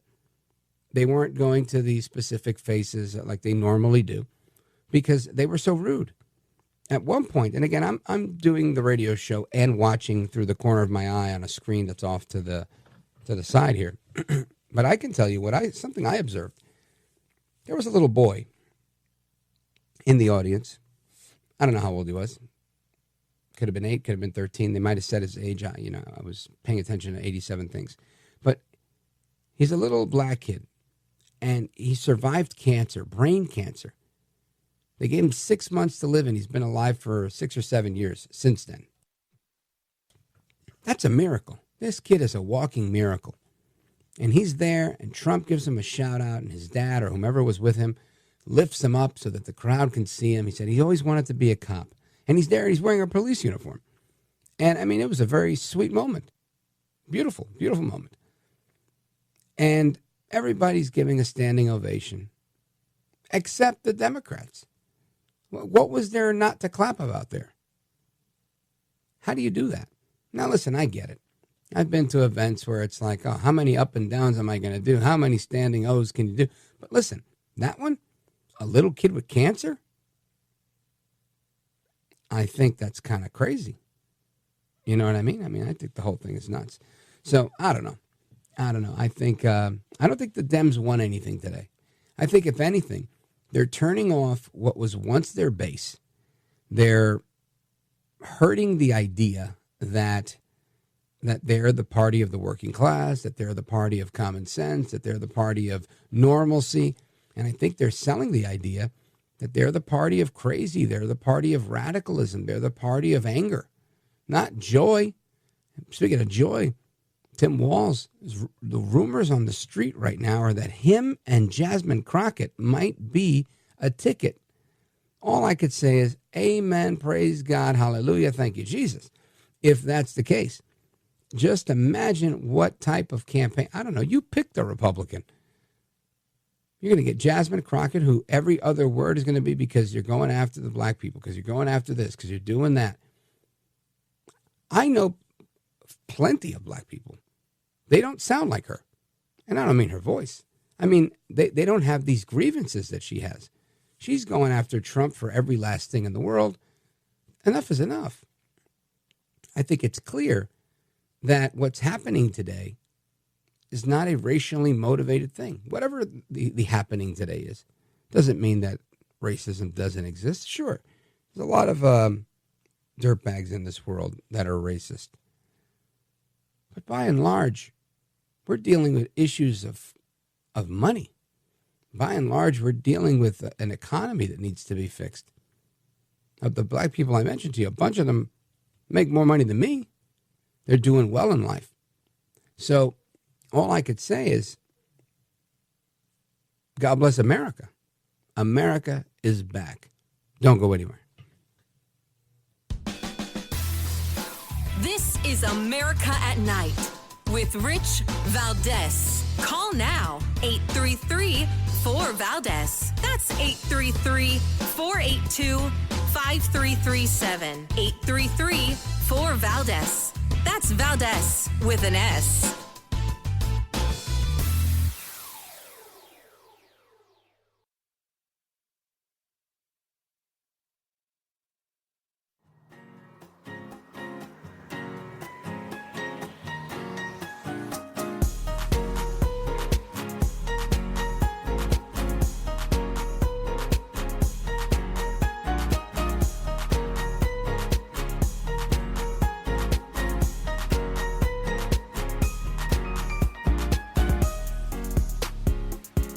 Now, 833-4VALDEZ. That's 833-482-5337. 833-4VALDEZ. That's Valdez with an S. Members of the United States Congress, thank you very much. And to my fellow citizens, America is back. All right, amigos, America is back. That's how President Trump opened the speech tonight. And I want to get your thoughts and reactions to this. Of course, 833-482-5337 is our phone number, 833-4-VALDEZ. Let's go to David calling us from San Francisco, streaming the show. David, what's on your mind?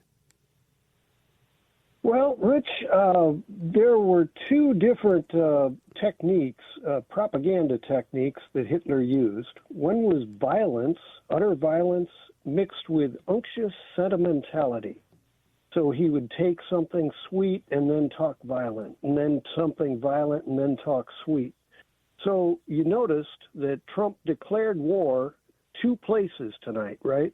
So no, tell me, where did he declare war? On cancer? Panama, Greenland. Oh, that's a declaration of war?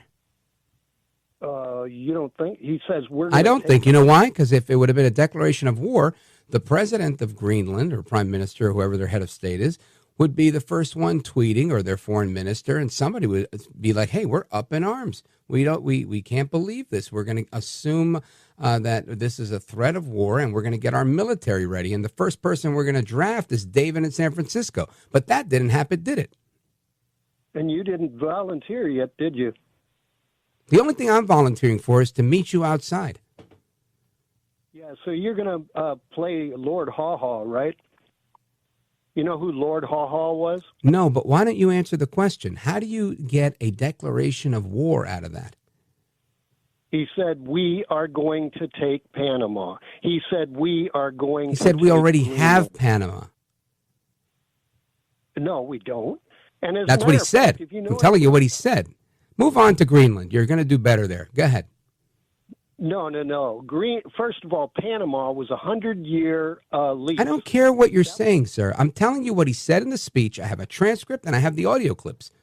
He said, we have Panama and we're going to move forward. We already have the big companies moving in. I heard the whole thing. Panama is not going to fight the United States. So what's your next lie? Was that a lie? Write it down. Panama's not going to fight the United States. That's a fact. Oh, okay. So we're just gonna they'll just roll. David, right let's level here for a second. Between the two of us here, I have made a statement. My statement is that Panama is not going to attack the United States, and that the head of state of Greenland has not announced that the United States has declared war on them. Both of those statements are true as of this moment, and they'll probably be true tomorrow and in perpetuity. But you've made a statement that a war was declared on two fronts. That is not accurate unless it's solely your opinion. So Lord Haw Haw, you remember who he was? David, you don't get to direct the show. You get to call and make an opinion and make a statement, and we have a little back and forth, but you don't get to keep pulling little rabbits out of your hat. Let's talk about the statement you made. You got to dig yourself out of the hole you've made for yourself. You know who Tokyo Rose was? Do you know what being a man is, David? Because you sound like a man, but you act like a little girl. Why don't you answer the question? Was in Germany, right? David, are you ignoring me? No, I'm saying that you are a saboteur and you're a traitor to America, and Donald Trump declared David, new have wars you ever been tonight. punched in the face by a man? Mentality. Have you ever been in a fist fight with a man, sir? What's your crap again? Have you ever been in a fist fight with a man for the nonsense that you speak? Does your mouth get you in trouble, or do you get away with it, and that's why you talk as slick as you do? You're going to do unctuous sentimentality mixed with violence, right? No. I'm asking a question about your manliness and whether you've actually ever used your fist to defend yourself. So you're Lord Haw Haw. No, Lord A-hole. Listen to me. I'm asking you a question. I'm about to hang up on you. If you want to stay on the radio and make a case, answer the question and play the game. Do you think Trump is? Do you think you could be a man and answer the questions I'm asking you? With a name like Sanchez, do you think that who's Trump Sanchez? Oh, that's it. You're done. It's Valdez with an S. David, I think you're done permanently. Lately, you've been too contentious. You don't make good points. It's not even good radio. You sound like an a-hole. Tony, Montreal, Canada, WVMT. Go for it. Wow. Listen to me, man. I have never seen a more disrespectful call in my entire life. I'm 65 years old. I'm surprised you even gave him the lead. He couldn't even take the bait. He couldn't even defend himself.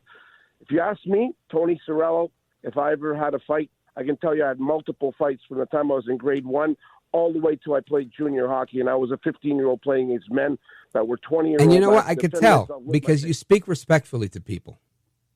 Listen, I respect you, okay, because you give people the chance to speak. That's called audi alterum partem. Any lawyer in the United States or Canada understands two sides to every argument, and you gave him a lead, and he didn't even defend himself. I want to say this, okay? Yes, sir. Thank you. I'm sitting at a Tim Hortons in Canada having a coffee. There is, I don't know, maybe 40 people in here since I sat down tonight. Every nation, every color, from India to Africa to French Canada to Italy, they're all here in harmony. The United States and Canada is a harmonious democracy that is a constant experiment since the time of de Tocqueville, who came to the United States and said, why does this work? It works because we have education for free. and we allow people that are at the lowest end of the spectrum to reach the highest peaks. Okay, like the Trump family, from nothing to everything, then to nothing, and then back again. Your family, Valdez, my family from Italy, we had nothing. Okay, I hear you. You're a patriot. You love your home country of your parents the same way I respect. But I also have to be a realist. When Trump says we're going to tariff Canada, my question is, what has Canada done wrong?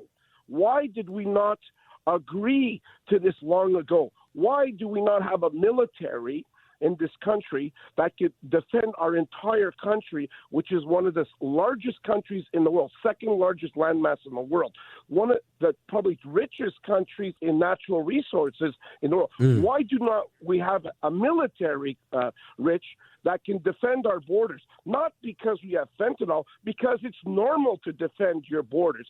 And why do we blame the Americans for telling us to get on the ball and protect our country? Listen, in this country, we have 61,000 federal tax collectors, but we only have 32,000 total military in the Navy, Army, and Air Force. This is insanity. Insanity. I'm telling you, I have never been an activated person, okay? I was a former Democrat by the name of John F. Kennedy, okay, because I was alive when Robert Kennedy's father got shot. And let me tell you something. I respect the family, the Robert Kennedy family and the JFK family for their contributions. I don't agree with Carolyn, but I respect her because her father died for your country. And people that die in the military, whether it's Canada or another country or United States, I don't respect people that boo anthems. In my country, we should never boo the American anthem. I agree with you. You got to respect everybody. We shouldn't boo the Canadians. They shouldn't boo us. And I always appreciate our conversations, Tony. The music means I got to go, but we're coming right back. Amigos, we continue the conversation with folks in Pennsylvania, Saratoga, New York, Sedona, Arizona, and so much more. 833-482-5337 is the phone number. It's open phones across America. 833-4-VALDEZ.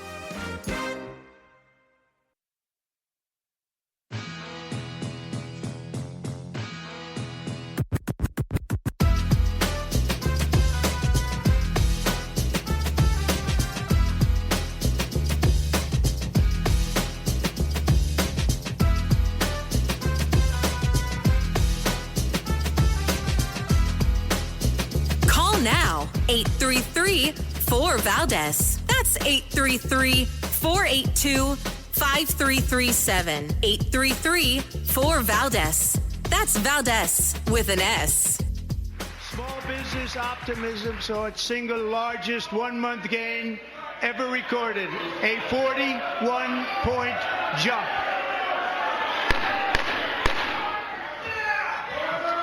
Members are directed to uphold and maintain decorum in the House and to cease any further disruptions. That's your warning. All right, that is Speaker Mike Johnson eventually ordering the Sergeant at Arms to restore order in the House chamber after Congressman Al Green repeatedly standing up, yelling, heckling, waving his cane up in the air. And again, I don't know. I always like to put myself in the shoes of others. And I think if it were President Obama and he was talking about how great it is to create DACA, how great it is to fund Iran, how great it is to have a transgender military, and I was a member of Congress, would I want to stand up and shake my cane in the air? I probably would. Would I do it? I don't know. You know, I'm occasionally a hothead. You know, it doesn't take much for me. Well, drive with me, you'll see.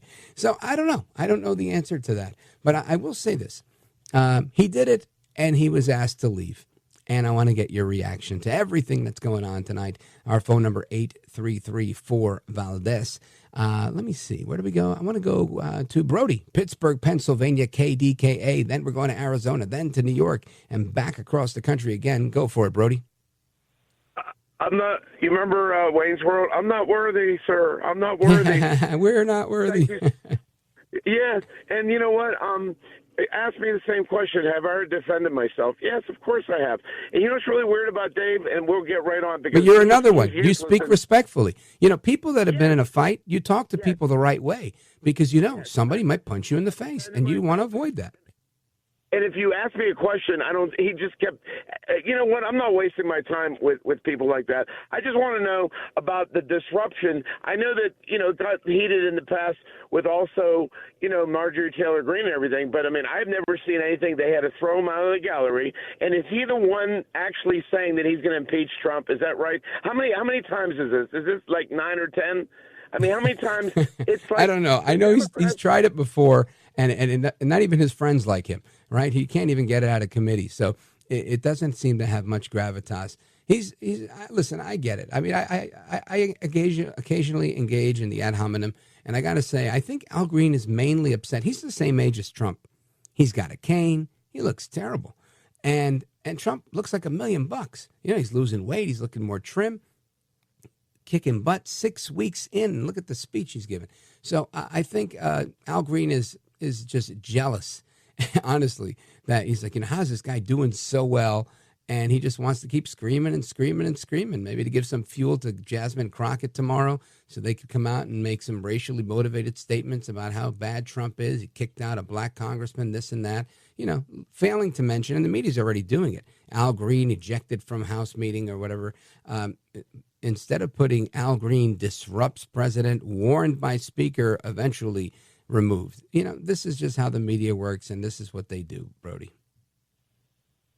Yes, and I'm just telling you right now, America is back, and I'll say it like George Costanza on Seinfeld. I'm back, baby. I'm just kidding around with you. God bless you, sir. Thank you for having me on your show. Thank you, brother. I appreciate it. Good to hear from you. We continue with Pat in Sedona, Arizona, streaming the show on KFNX tonight. Pat in Sedona, welcome back, brother. Hey, my friend. How you doing? Hey, you know what?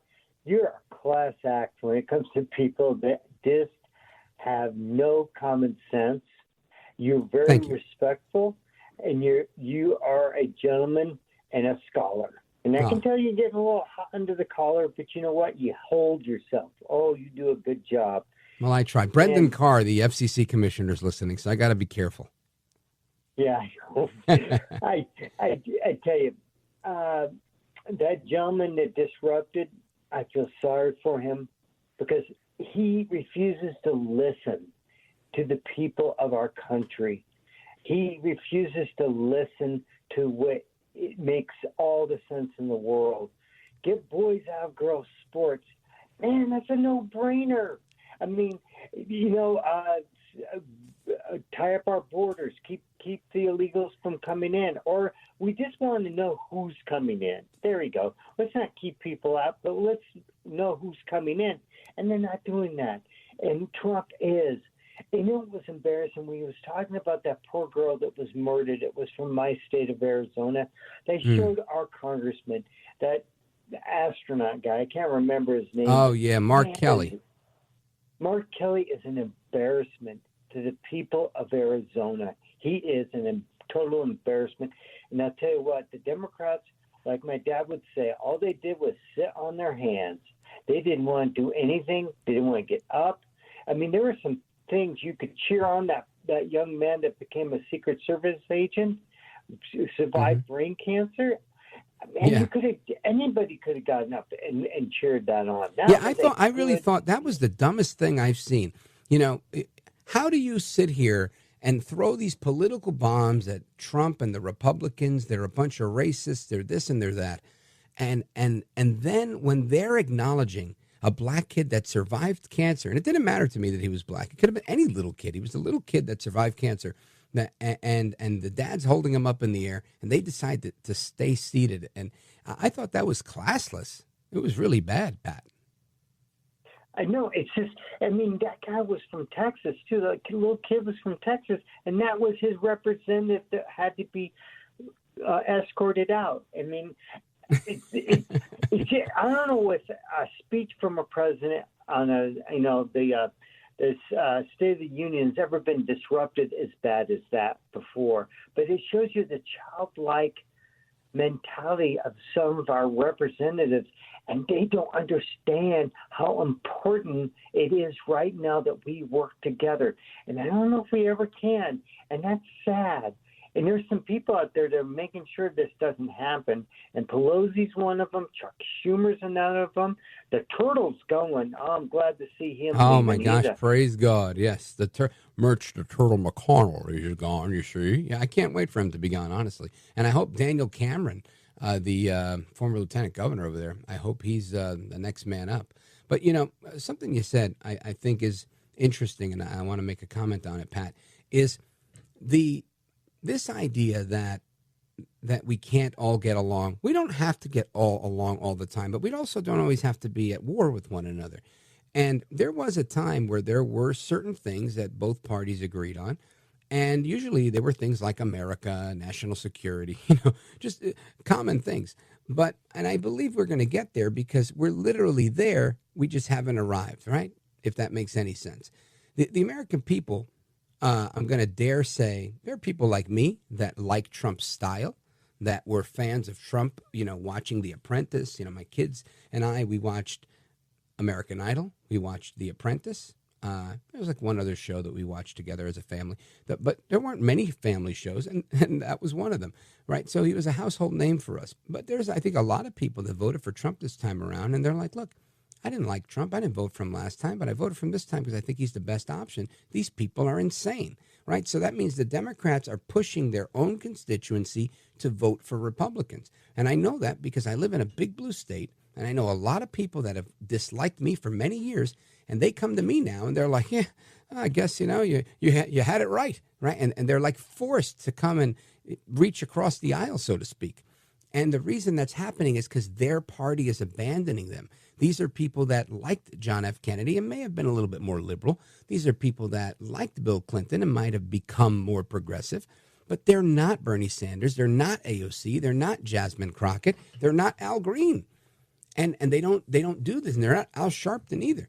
So I think when they hear all of this unending DEI stuff, this unending you're a racist stuff, this unending my child is whatever they decide to be, and girls can play with boys and boys can play in girls' sports, and you just totally try to blur every single line for every single norm that exists for people, they stop saying, look, I'm a Democrat, I'm a Republican. They're just like, bro, I'm normal and you're not. I'm sane and you're not. And that is what's happening in America. The Democrats are pushing their constituency right over to the Republicans. And eventually, some Democrat is going to put down their stake in the ground, and they're going to say, I'm reclaiming the Democrat Party. Because that's exactly what Donald Trump did back in 2016. And he's rebuilt this party and breathed new life into the party. And somebody needs to do that on the Democrat side. I don't know who it's going to be, but it's dying. And if somebody doesn't breathe that new life in, they're going to have to resuscitate it, similar to what Trump did, Pat. I agree completely what you're saying.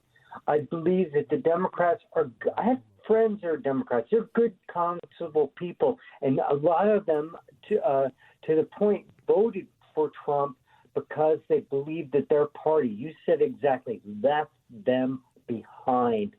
And they've hugged, they're coming around the far left, which is not the way they should be. These government people forget who they work for. They work for the American people. You're right. They work for the American people. That's so well put, Pat. Thank you for that, brother. And always thank you for your service and for your call. Good to hear from you.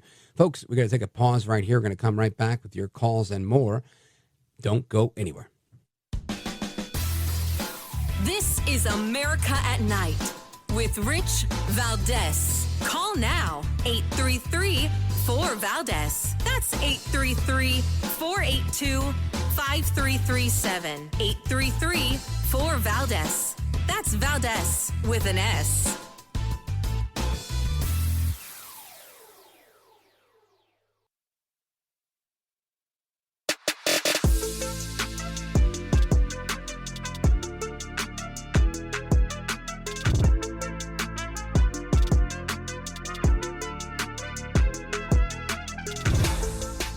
Now, 833-4-VALDEZ. That's 833-482-5337.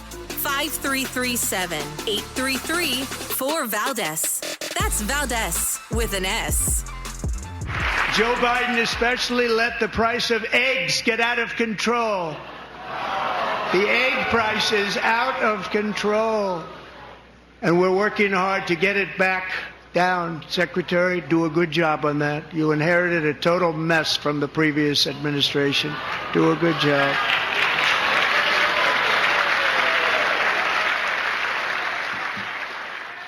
All right, that is El Trompito hitting them back. The Democrats were all prepared with their egg cartons and their little hand fans and little hand clappers and all sorts of nonsense to try to put the price of eggs on Trump, as if in 6 weeks he skyrocketed the price of eggs, when in reality the price of eggs have been high for quite a while, including the while that they were in office.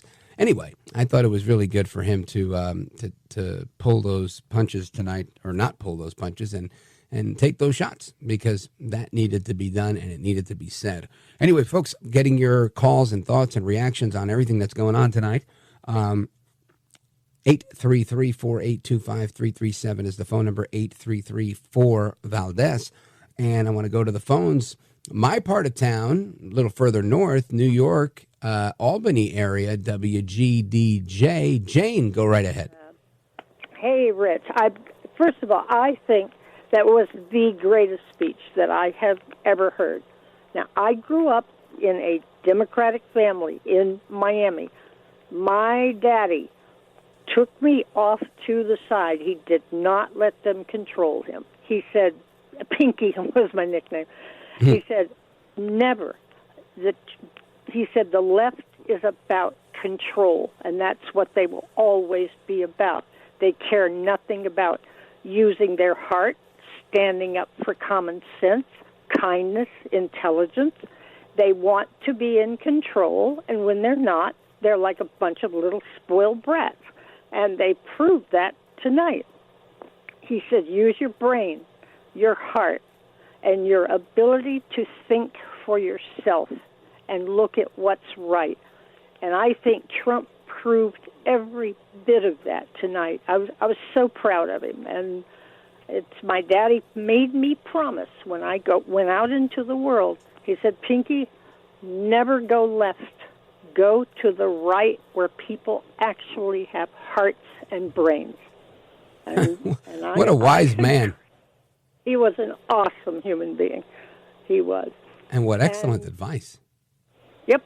And I think we all need to do that. And I think some people there tonight, they looked a little embarrassed, didn't they?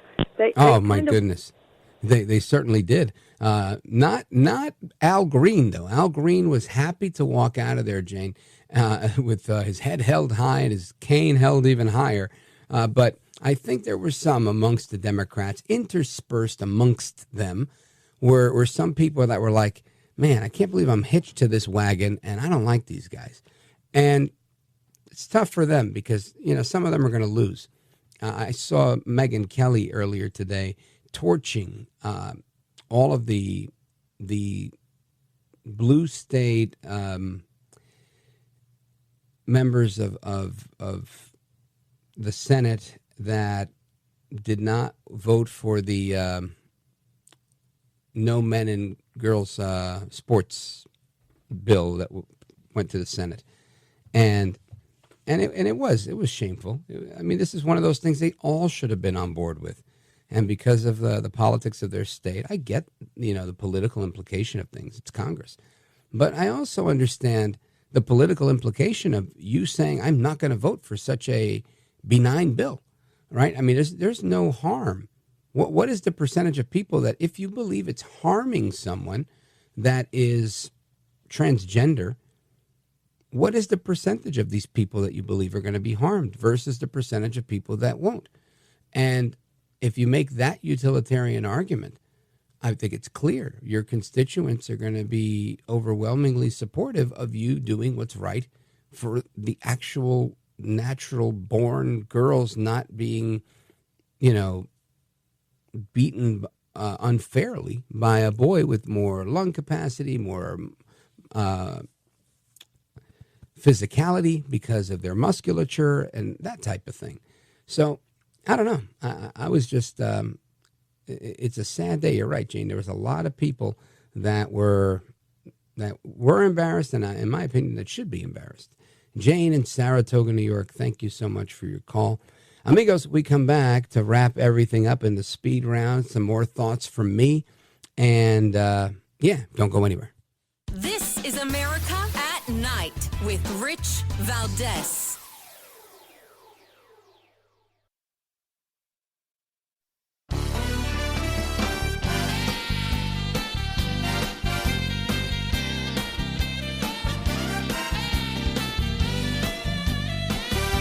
All right, amigos, welcome back. Rich Valdez live with you for, 4 more minutes, maybe, maybe less.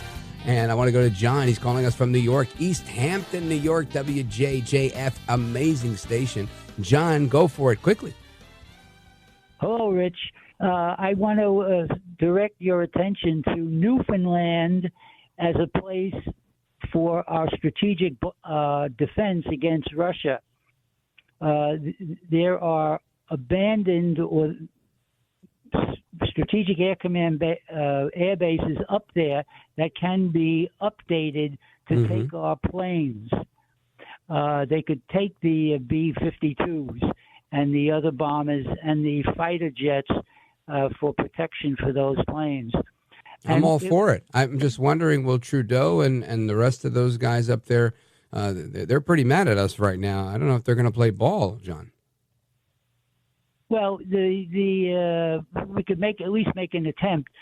There was a plebiscite in Newfoundland around 1960, 70, something like that. Oh, and recently. 40 people voted, 40% of the people voted to join the United States. But it didn't get a majority, so that dropped. You know where it'd be interesting to see that happen? It'd be interesting to see a plebiscite like that in Greenland, to see if any of them want to become American citizens. I don't know if they want to stay as Danes or not. I know that they've had 3 of these votes in Puerto Rico, and they all said, they are already Americans, and they've voted every time. More than 80% have voted, so the vast majority, for statehood. Yet it was held up in the House of Representatives and in the Senate. Mainly the Senate. It was Mitch McConnell that held it up every single time. And him and AOC have the same opinion, the same communist opinion. Anyway, John, thank you, brother. Hasta la próxima. Take care. Good night. And God bless you, America. I'm Rich Valdez.